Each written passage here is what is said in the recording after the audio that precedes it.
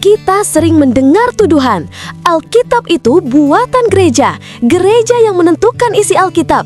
Tetapi, bagaimana jika kenyataannya justru sebaliknya? Bagaimana jika gereja mula-mula lahir karena firman Allah yang sudah lebih dulu bekerja, jauh sebelum ada gedung gereja, struktur organisasi, atau konsili apapun? Bagaimana jika para murid tidak menciptakan firman, melainkan mereka menuliskan apa yang telah mereka lihat, mereka dengar, dan mereka alami bersama Yesus? Kita akan mengikuti jejak sejarah yang sesungguhnya dari para saksi mata, tulisan para rasul, naskah-naskah awal, hingga bagaimana komunitas pengikut Kristus terbentuk bukan dari keputusan manusia, tetapi dari kuasa firman Allah. Inilah jawaban yang selama ini ditutupi oleh asumsi yang salah. Inilah kebenaran yang mengubah cara kita memahami Alkitab dan gereja bersama pakar sejarah kekristenan, Dr. Bambang Nursena.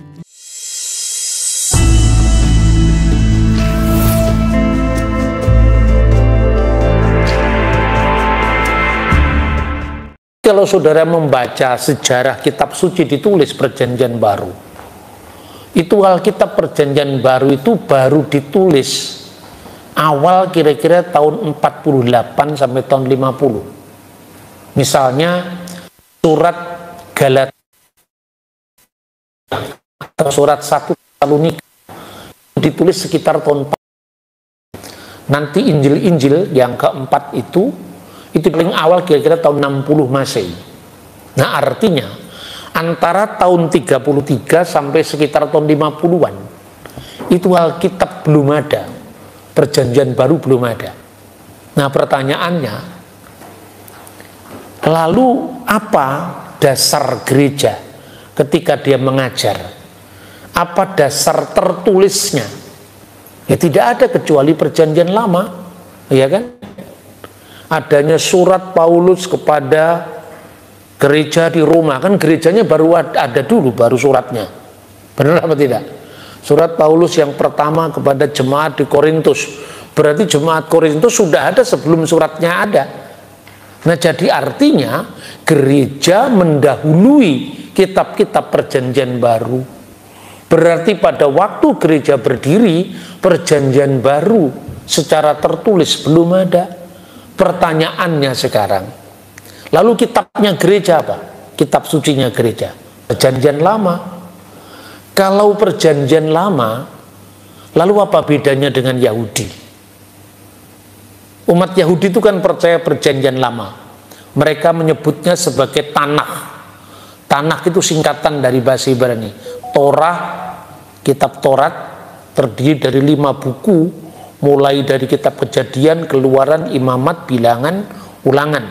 Lalu kitab nabi-nabi, Nebiim, itu terdiri dari nabi-nabi awal, nabi-nabi akhir. Nabi-nabi akhir dibagi 2 lagi, Nebim Risunim, Nebim Akharunim. Nabi-nabi akhir, Nebim Akharunim dibagi 3. Nabi-nabi besar itu adalah Yesaya, Yeremia, Yehezkiel, dan nabi-nabi kecil itu terdiri dari 12 nabi menurut kanon Ibrani. Lalu Ketuvim. Ketuvim itu kitab-kitab yang lain yang diawali dari Mazmur. Maka ketika Yesus berbicara tentang dirinya yang sudah tertulis dalam kitab suci, Yesus mengatakan seperti yang tertulis tentang aku dalam Taurat Musa, dalam kitab nabi-nabi, dan dalam Mazmur. Itu Alkitabnya mula-mula di situ. Nah, itu satu. Jadi belajar sejarah gereja itu memang rumit, saudara-saudara.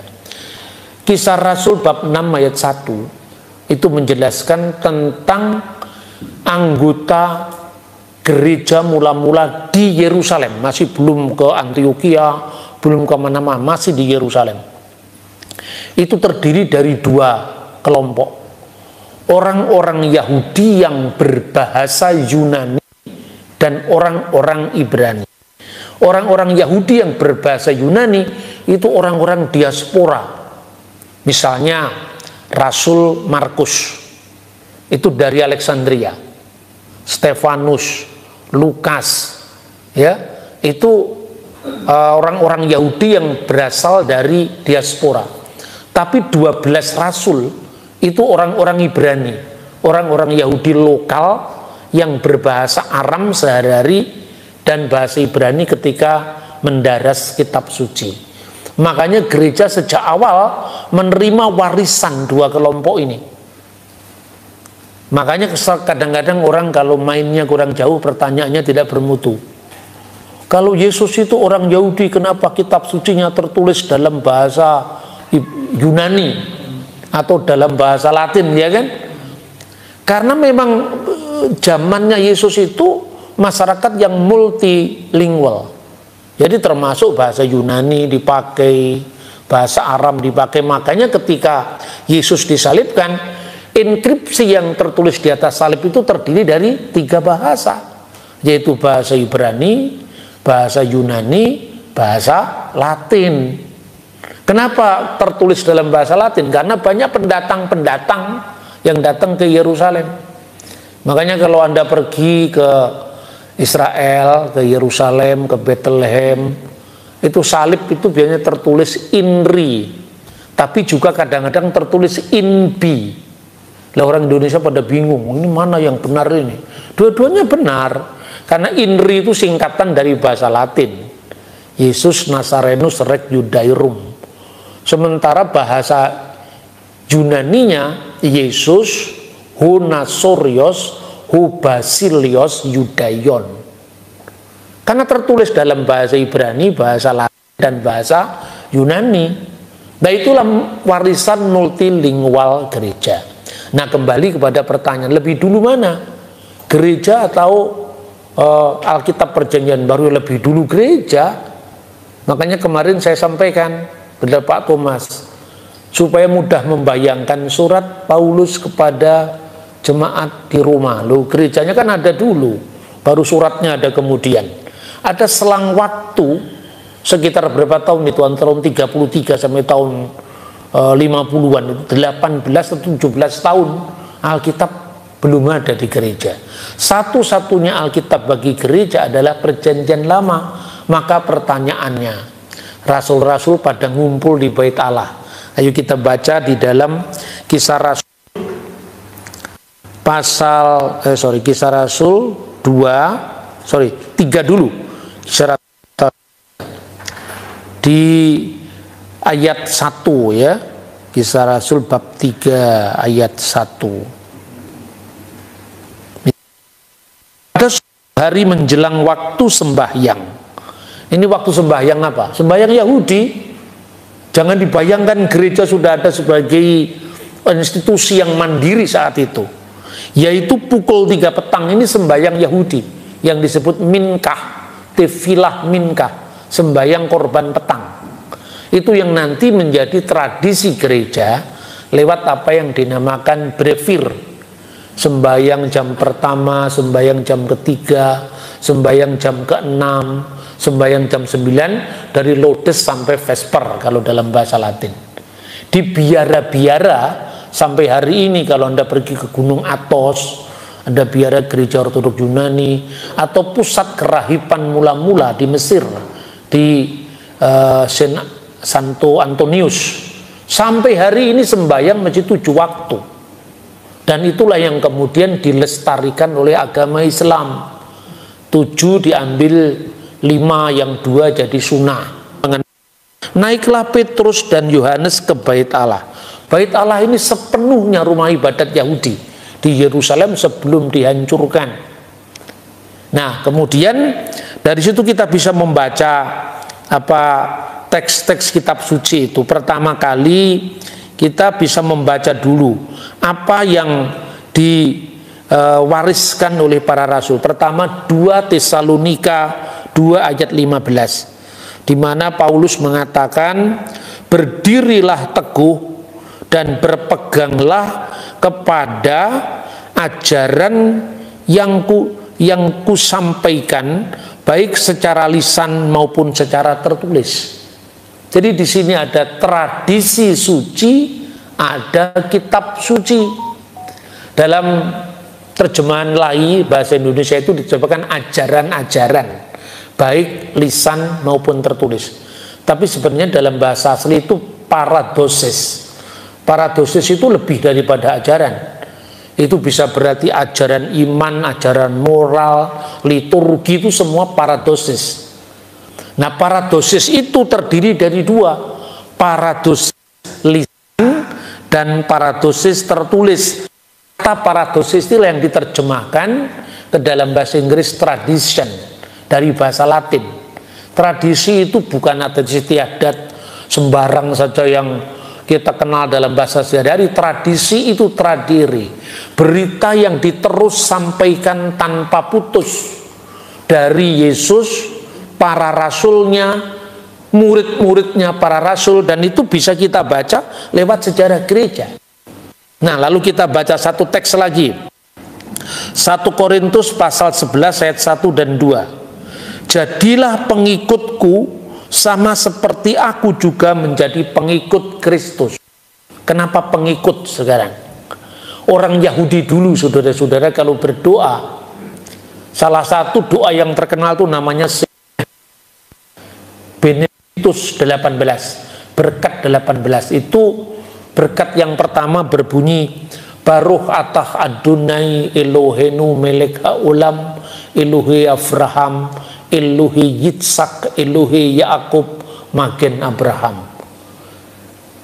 Terpujilah engkau ya Tuhan Allah kami, Raja yang kekal, Allah Abraham, Allah Ishak, Allah Yakub, Magen Abraham, perisai Abraham. Karena orang Yahudi jelas keturunan Abraham secara fisik. Nah, kalau kalian orang Manado, orang Minahasa, orang Tionghoa, keturunan siapa dari Abraham, Ishak dan Yakub? Ayo sekarang, kan tidak ada jalurnya lagi secara fisik kan? Maka dari jalur fisik menjadi jalur iman, itulah yang dinamakan suksesio apostolik. Suksesi apostolik. Jadi kita mengenal misalnya, Yesus punya murid namanya Yohanes, anak Zebedeus. Yohanes punya murid namanya Santo Polikarpus dari Smyrna, salah satu dari uskup gereja dalam kitab Wahyu. Polikarpus dari Smyrna yang wafat syahid pada tanggal 22 Februari tahun 156 punya murid namanya Irenaeus dari Lyon. Irenaeus wafat tahun 202. Punya murid namanya Hippolytus dari Roma, wafat tahun 223. Coba hitung sendiri. Kakek Anda wafat tahun berapa, ibu Anda kalau sudah wafat tahun berapa, dan nanti kamu kira-kira akan wafat tahun berapa. Itu biasanya mekanismenya 20 tahunan, 25 tahunan. Cocok. Artinya data sejarah gereja dengan logika kita bisa masuk. Makanya karena dulu orang Yahudi menerima Allah yang disembah itu dari Yakub yang punya pengalaman dipukul kakinya, gitu, sampai orang Yahudi tidak boleh makan daging di sendi pangkal paha. Yakub itu menamakan Tuhannya dengan El Bet-El, Tuhan yang menampakkan diri di Bet-El. Itu Tuhan yang sama yang diberitakan oleh bapaknya Yakub, namanya Ishak. Dia menyebut Pahat Yitzhak yang disegani Ishak. Ishak punya bapak lagi namanya Abraham yang menampakkan diri dengan nama El Shaddai, Allah yang Maha Kuasa. Silsilahnya jelas. Maka gereja pun juga punya silsilah namanya suksesio apostolik. Dari Yohanes punya murid namanya Polikarpus, Polikarpus punya murid namanya Irenaeus, Irenaeus punya murid namanya Hippolytus, Pak Konsili sampai gereja modern. Itulah sebabnya Rasul Paulus mengatakan yang disebut tradisi itu ada dua, yaitu Alkitab, bukan hanya Rasul Paulus, yaitu tradisi manusia biasa. Itulah yang dikutuk oleh Yesus sebagai adat istiadat nenek orang Yahudi itu. Tapi juga ada tradisi suci, tradisi kudus, dan itu bukan seperangkat ajaran yang tidak jelas. Karena itu coba sekarang ini dari catatan patristik, artinya catatan bapak-bapak gereja. Banyak orang yang mengatakan kita tidak perlu lagi melihat bapak-bapak gereja. Mari saya lihat. Kita baca dulu 1 Korintus.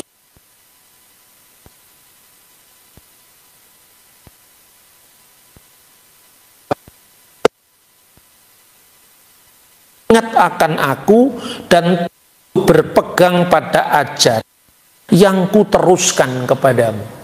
Jadi setelah menegaskan kesinambungan ajaran, jadilah kamu pengikutku seperti aku pengikut Kristus, maka ajaran yang diterus sampaikan itu disebut paradosis katekete. Paradosis yang dipegang, yang diajarkan, itulah yang namanya tradisi suci. Untuk membayangkan itu, kita bisa dari Lyon itu sekitar tahun 180 Masehi, dia menulis dalam bukunya Adversus Heresis, melawan heretik, melawan bidat-bidat. Dia mengatakan begini, ini saya kutip ya, gereja bukan ini tulisan Irenaeus, 1 Korintus pasal 11 ayat 1 dan 2. Oke, nanti saya kasih ya, catatan-catatnya saya kasih ya. Yang sekarang Irenaeus dari Lyon, dia mengatakan tersebar di seluruh dunia, bahkan sampai ke ujung-ujung bumi, telah menerima iman ini dari para rasul dan murid-murid mereka. Dari para rasul dan murid para rasul. Apa iman yang diterima itu? Kita percaya akan satu Allah, Bapa yang Maha Kuasa, pencipta langit dan bumi, dan akan Yesus Kristus, persis sama dengan yang namanya credo, pengakuan yang menjadi dasar syahadat. Jadi syahadat itu bukan dikarang semau-maunya, seolah-olah itu bebas-bebas saja bapak-bapak gereja itu bikin ajaran. Tidak seperti itu. Makanya lewat yang namanya liberalisasi teologi, gereja jadi rusak. Bukan gereja apostolik ya, gereja-gereja baru itu rusak. Ada ribuan macam sekte karena orang melepaskan kitab suci dari tradisi suci, dan tradisi itu hanya dipahami seolah-olah sebagai adat istiadat yang tidak terkait amburadul satu sama lain. Tidak. Sejak tahun 180 pengakuan iman itu sudah tersusun. Nah, menjadi masalah ketika kemudian bahasa masing-masing gereja itu berbeda satu sama lain. Itu yang kita pergumulkan dalam konteks dogmatis, bukan inti ajarannya. Harus diakui memang pernah gereja mengalami skisma, ya, terpisahnya gereja-gereja timur ortodok dari gereja barat, ya, mulai tahun 451 Konsili Kalsedon yang melahirkan gereja-gereja oriental ortodok dengan gereja Katolik di barat dan gereja Yunani ortodok yang akhirnya pecah lagi tahun 1054. Dari sana kemudian muncul lagi reformasi Protestan tahun 1517. Ya sudahlah, yang sudah ya sudah. Kita memaafkan sejarah, menatap masa depan bersama. Tapi jangan sejarah dilupakan. Sejarah itu sepahit apapun harus tetap kita bicarakan agar, kata Bung Karno, jas merah, jangan sekali-kali meninggalkan sejarah agar kita tidak tergelincir di masa depan. Nah, untuk membayangkan ini, saudara-saudara, gereja itu berada di dalam dua imperium ketika berdirinya itu. Itu sebelum Roma menjadi Kristiani, sebelum Konstantin Agung mengeluarkan yang namanya Edik Milan.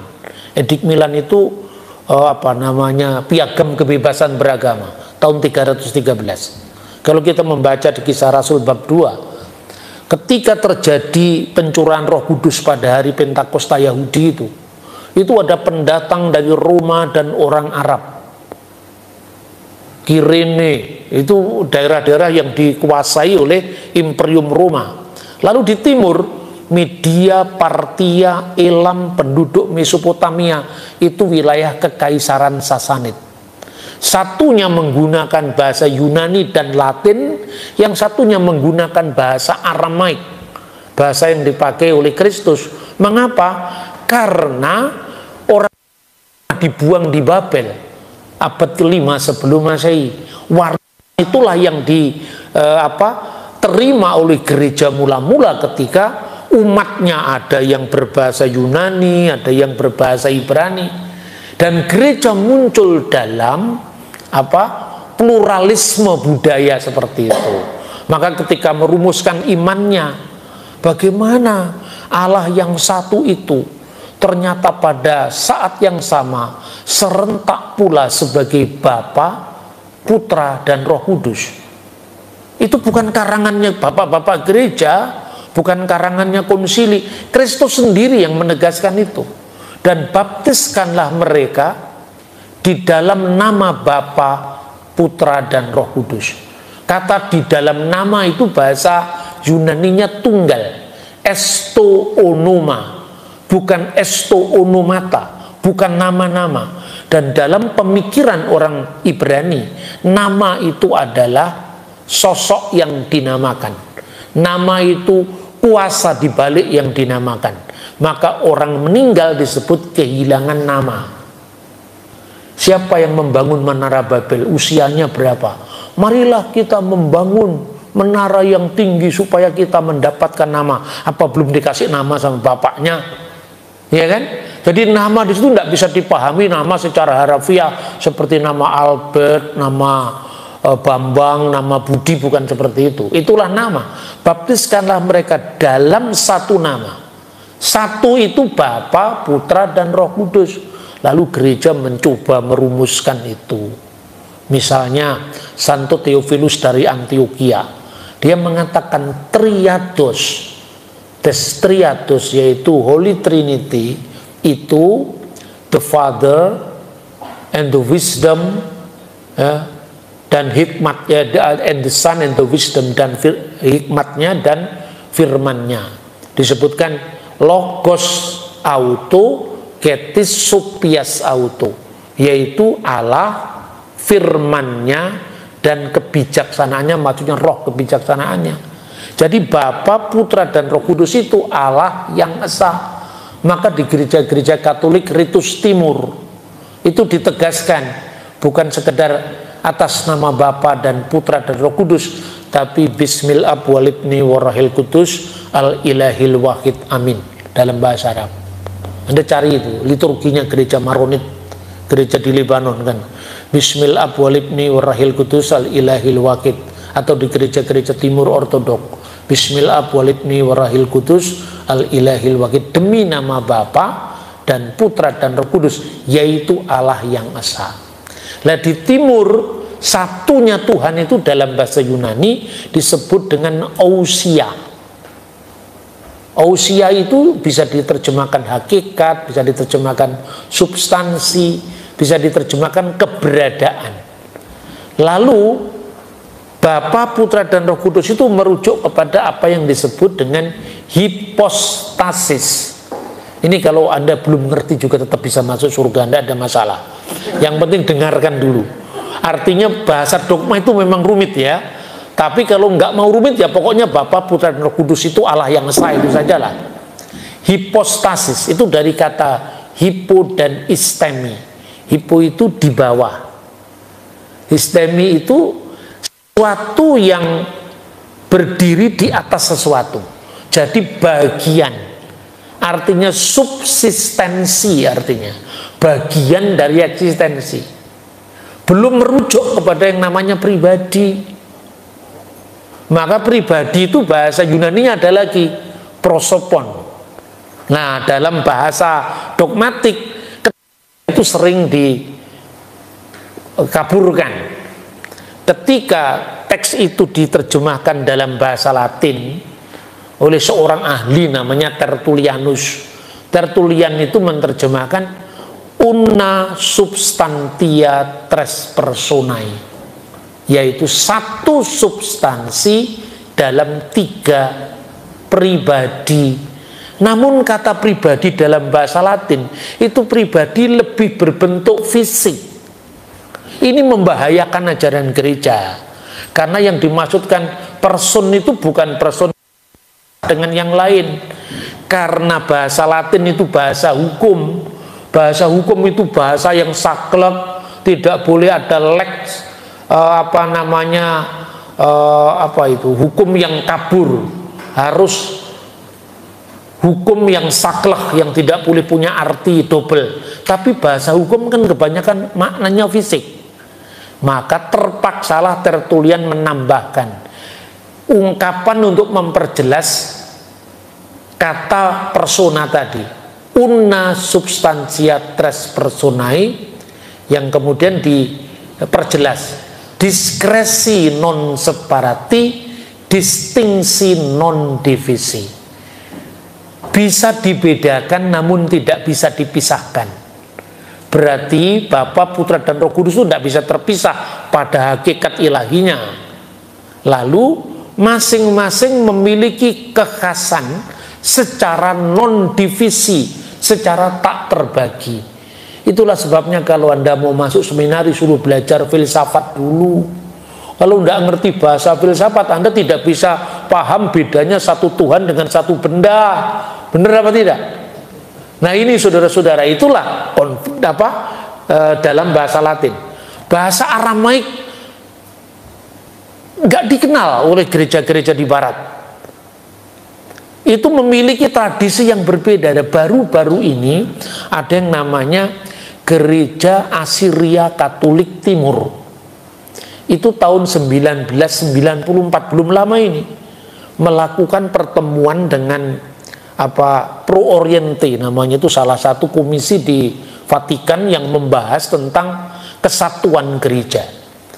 Ternyata gereja-gereja yang dituduh Nestorian ini ternyata bukan Nestorian pula, karena ungkapan-ungkapan yang masih belum sepakat satu sama lain, dan itu berlaku untuk gereja hampir 2000 tahun.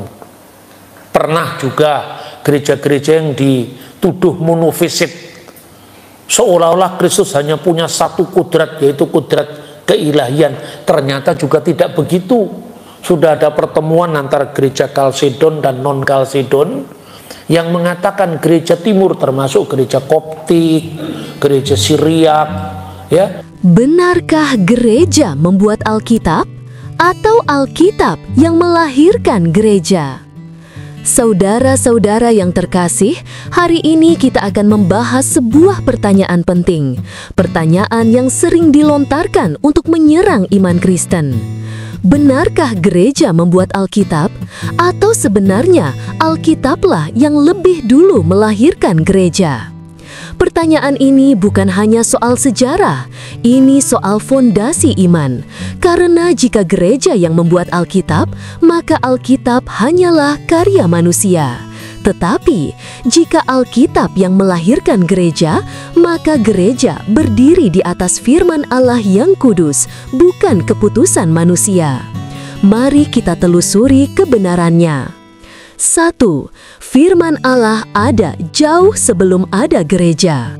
Sebelum ada istilah gereja, sebelum ada bangunan, denominasi, konsili, atau pemimpin-pemimpin gereja, firman Tuhan sudah ada. Allah berbicara kepada Abraham. Allah berbicara melalui Musa. Allah berbicara lewat para nabi, Yesaya, Yeremia, Daniel, Yehezkiel. Firman itu hidup, firman itu ditaati, firman itu dituliskan. Dengan kata lain, Alkitab Perjanjian Lama sudah eksis ribuan tahun sebelum gereja lahir. Jadi, bagaimana mungkin gereja membuat Alkitab jika sebagian besar Alkitab sudah ada sebelum gereja ada? 2. Yesus sendiri dasar gereja, bukan lembaga. Ketika Yesus berkata, "Di atas batu karang ini aku akan mendirikan jemaatku," Matius 16:18. Yesus belum memberikan struktur gereja. Yesus belum membentuk organisasi. Yesus belum membuat konsili atau dewan. Yang Yesus lakukan hanya satu, mengajar, menyembuhkan, dan mewartakan firman Allah. Dengan kata lain, gereja lahir dari pengajaran Yesus yang kemudian menjadi bagian dari Perjanjian Baru. Bukan gereja yang menciptakan pengajaran Yesus, tapi Yesus yang menciptakan gereja. 3. Para rasul menulis bukan untuk membuat agama. Beberapa orang mengatakan gereja membuat Alkitab melalui konsili-konsili. Tetapi mari kita lihat faktanya. Setelah Yesus naik ke surga, para rasul langsung menulis surat kepada jemaat, kesaksian mata tentang kehidupan Yesus, pengajaran iman, peringatan, penguatan. Mereka tidak sedang duduk di meja rapat untuk menciptakan kitab baru. Mereka menuliskan apa yang mereka alami, apa yang mereka dengar, apa yang mereka lihat. Mereka adalah saksi mata. Mereka menulis karena Roh Kudus menggerakkan mereka. Gereja mula-mula belum punya gedung, belum punya struktur resmi, belum punya lembaga konsili, tetapi firman terus dituliskan. Inilah bukti, firman lebih dulu ada daripada organisasi gereja. 4. Gereja mula-mula tidak memilih ayat, mereka menerima ayat. Banyak orang mengira konsili gereja membuat Alkitab. Tidak, konsili hanya mengakui kitab yang sudah dipakai jemaat sejak awal. Mengapa perlu diakui? Karena banyak tulisan palsu beredar. Gereja tidak membuat firman. Gereja menguji yang mana firman, yang mana bukan. Ibarat menerima surat, kamu tidak menciptakan surat itu. Kamu hanya memastikan bahwa itu benar dari pengirim aslinya. Itulah yang gereja lakukan. Yang menciptakan firman adalah Allah. Yang menuliskan firman adalah para nabi dan rasul. Yang mengakui firman adalah gereja. Bukan membentuk, bukan merakit, bukan mengarang. 5. Gereja lahir karena firman diberitakan.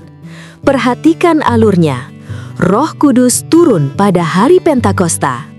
Petrus berkhotbah mengutip firman Allah. 3.000 orang bertobat. Mereka membentuk komunitas. Itulah gereja mula-mula. Jadi, apa yang terjadi? Gereja lahir dari pewartaan firman. Kalau firman tidak diberitakan, gereja tidak akan ada. Ini sangat jelas. Gereja lahir dari firman Allah, bukan firman yang lahir dari gereja. Tanpa firman tidak ada iman. Tanpa iman tidak ada jemaat. Tanpa jemaat tidak ada gereja. 6. Sejarah membuktikan Alkitab lebih tua dari gereja. Perjanjian Lama selesai 400 tahun sebelum Kristus. Gereja lahir tahun 33 M setelah kebangkitan Yesus. Perjanjian Baru ditulis oleh para saksi mata tahun 40 sampai 90 M saat gereja masih dalam bentuk komunitas sederhana di rumah-rumah. Artinya, Alkitab ditulis oleh orang-orang pilihan Allah, bukan oleh lembaga gereja. Gereja baru berkembang menjadi lembaga resmi jauh kemudian. Alkitab tidak muncul karena lembaga gereja.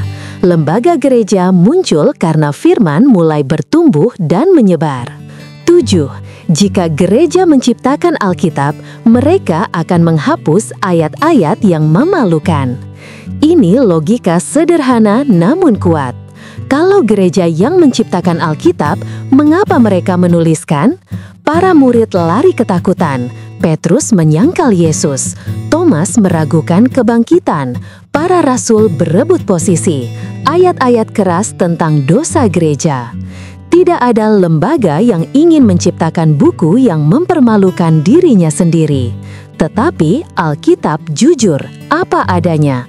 Karena Alkitab bukan karangan lembaga. Itu firman Allah. 8. Jika gereja menciptakan Alkitab, firman seharusnya satu denominasi. Tetapi apa yang terjadi? Satu Alkitab, banyak denominasi. Itu karena Alkitab tidak diproduksi oleh satu sistem gereja tertentu. Alkitab tidak lahir dari satu kelompok. Alkitab berdiri sendiri sebagai firman Allah. Gereja-gereja tumbuh di berbagai wilayah sambil mendasarkan iman pada kitab suci yang sama. Ini bukti, gereja mengikuti Alkitab, bukan Alkitab mengikuti gereja. 9. Firman Allah berfirman dan gereja terbentuk. Dari awal sejarah Alkitab sampai Kisah Para Rasul, kita melihat pola yang konsisten. Allah berbicara, manusia mendengar, komunitas terbentuk, gereja lahir. A. Firman kepada Abraham, bangsa Israel terbentuk. B. Firman kepada Musa, Israel menjadi umat Allah. C. Firman Yesus kepada murid, gereja mula-mula lahir. D. Firman para rasul, gereja berkembang ke seluruh dunia. Firman selalu duluan, gereja selalu mengikuti firman. 10. Kesimpulan, Alkitab melahirkan gereja. Setelah kita menelusuri sejarah, teologi, dan fakta, A. Firman Allah sudah ada sebelum gereja. B. Yesus mengajar sebelum ada organisasi gereja. C. Para rasul menulis sebelum gereja menjadi lembaga. D. Gereja hanya mengakui kitab, bukan menciptakan kitab. E. Gereja lahir dari pemberitaan firman. F. Tanpa firman, gereja tidak akan pernah ada. Kesimpulannya jelas, gereja tidak membuat Alkitab. Alkitablah yang melahirkan gereja. Firman Allah adalah fondasi. Firman Allah adalah sumber iman. Firman Allah adalah napas gereja. Gereja berdiri bukan karena kekuatan manusia, tetapi karena kuasa firman Tuhan yang tak pernah kembali dengan sia-sia.